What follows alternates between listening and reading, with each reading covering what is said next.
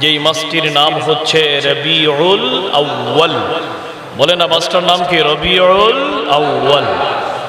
বারাকাতপূর্ণ মাস, অত্যন্ত মর্যাদাময় একটি মাস। আর মর্যাদা হবে না কেন?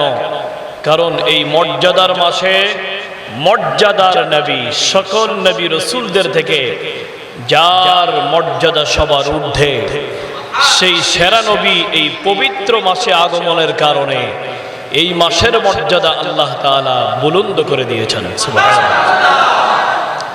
এই জন্য আল্লাহ পাকের দরবারে কোটি কোটি শুকরিয়া আদায় করছি, যিনি গত রবিউল আউয়াল থেকে এই রবিউল আউয়াল পর্যন্ত, গত রবিউল আউয়ালের এই যাবত থেকে এই একটি বছর পর্যন্ত আমাদের দেশ থেকে, গ্রাম থেকে এবং এই পৃথিবী থেকে হাজারো হাজারো লাখো লাখো মানুষের বিদায় হয়েছে। কিন্তু আল্লাহ তাআলা অত্যন্ত মায়া করে, দয়া করে আরো একটি বার আল্লাহর পেয়ারা হাবিবুল্লাহর মিলাদের মাসে, শুভ আগমনের মাসে আমাদেরকে হায়াতটুকুন দারাজ করেছেন। কি বলেন? নিজের ইচ্ছায় না আল্লাহর ইচ্ছায়? বলে না কার ইচ্ছায়? তো আমাদের নসিব ভালো যে গত রবিউল আউয়ালেও আমরা ছিলাম, আজ এই রবিউল আউয়ালও আল্লাহ তাআলা আমাদেরকে রেখেছেন।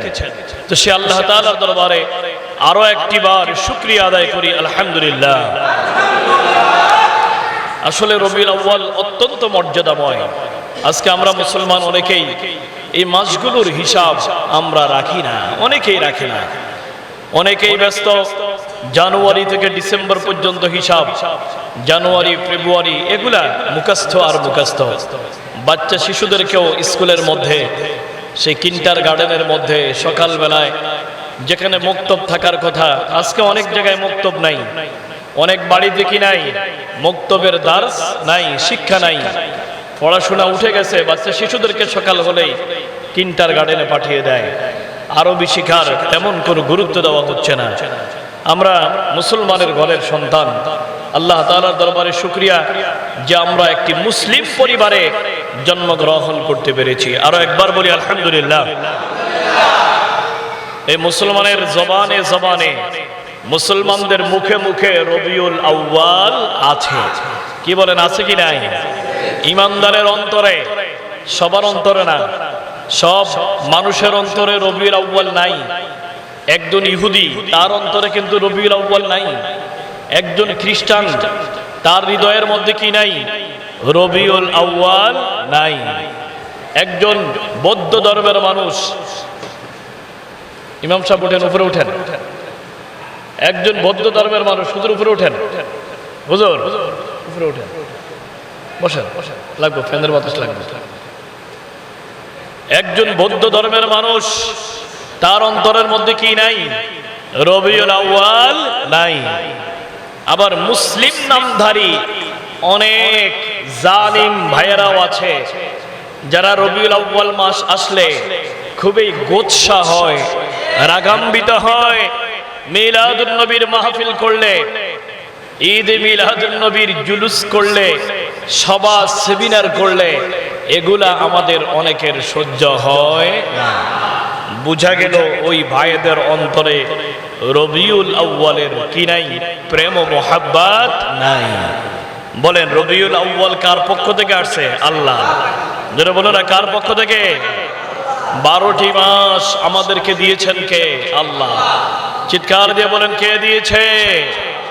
আল্লাহ তাআলা বলেন ইন্না ইদ্দাতাশ শুহুরি ইনদাল্লাহি ইসনা আশারা শাহরান ফি কিতাবিল্লাহি ইয়াওমা খালাকাস সামাওয়াতি ওয়াল আরদ।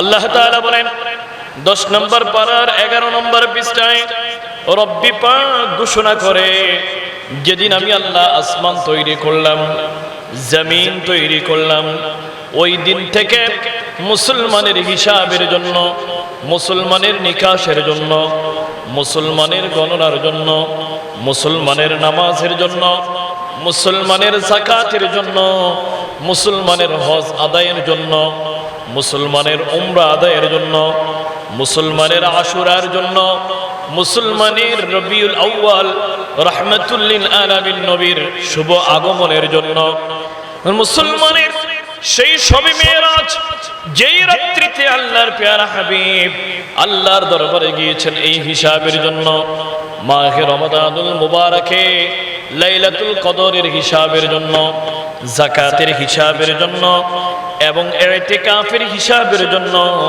লাইলাতুল নিসফে মিন শাবানের জন্য, জিলকদের জন্য, জিলহজের জন্য, আরাফার জন্য আমি আল্লাহ তাআলা ওই মুসলমানদেরকে ভালোবেসে ঈমানদারদের জন্য 12টি মাস আমি আল্লাহ তাআলা দিয়েছি।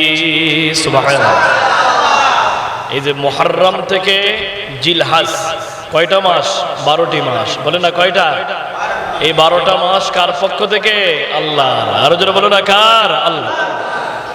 এজন্য একজন শায়ের চন্দে চন্দে বলেছেন, মুহররম সাফর রবিউল আউয়াল রবিউস সানি জুমাদাল আউয়াল জুমাদাস সানি রজব শাবান রমজান শাওয়াল জিলকদ জিলহজ 12 মাসের নাম।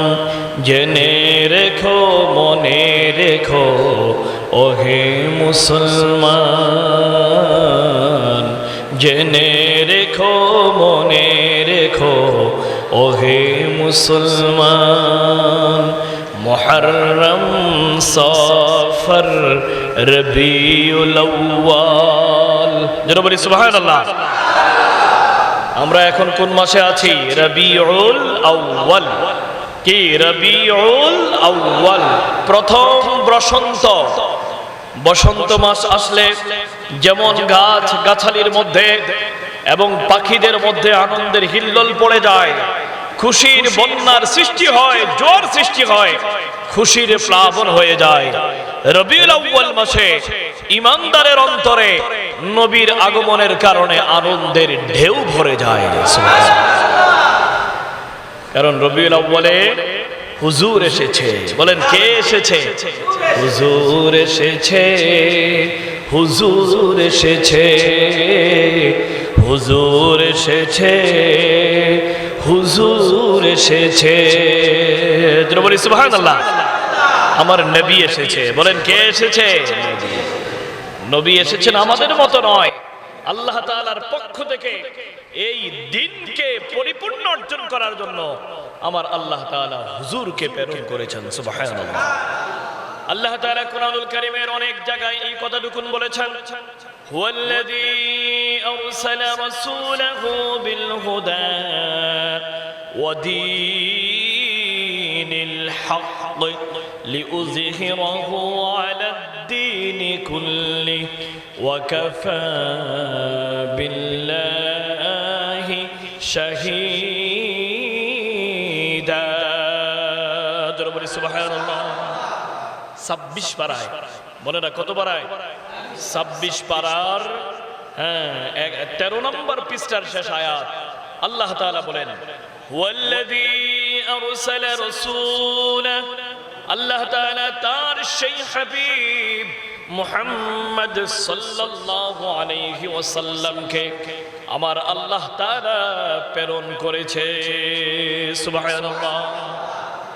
আরসালা, বলেন শব্দটা কি? একটা আওয়াজ দিয়ে বলেন কি? আরসালা। আমার নবীর শানে, আমার নবীর সম্মানে আমার আল্লাহ কোরআনে সাধারণ কোনো শব্দ ব্যবহার করে নাই। সর্বাঙ্গীন উচ্চ পর্যায়ের সম্মানসূচক শব্দগুলা, ইকরাম শব্দগুলা, মুআজ্জাম মুআত্তার শব্দগুলা, যেই শব্দগুলা দিয়ে আল্লাহর পেয়ারা নবীর মর্যাদা সবার ঊর্ধ্বে তুলে ধরা যায়, ওই রকম শব্দ দিয়া আমার আল্লাহ তাআলা হুজুরে পাকের আলোচনায় এনেছে। সুবহানাল্লাহ। কারণ আমার হুজুর, আমার নবী আর আমরা এক নই। জোরে বলি আল্লাহু আকবার।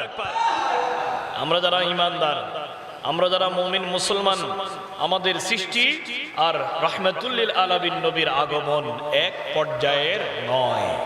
কথা কি আপনারা বুঝতে পারছেন? এটা হচ্ছে ঈমান। এটার নাম কি? ঈমান।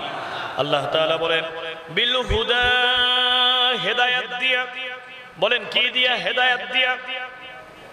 ওয়াল্লাযী আরসালা রাসূলাহু বিল হুদা, হেদায়েত দিয়া। হেদায়েত হচ্ছে আল্লাহর পক্ষ থেকে সহজ সরল পথ।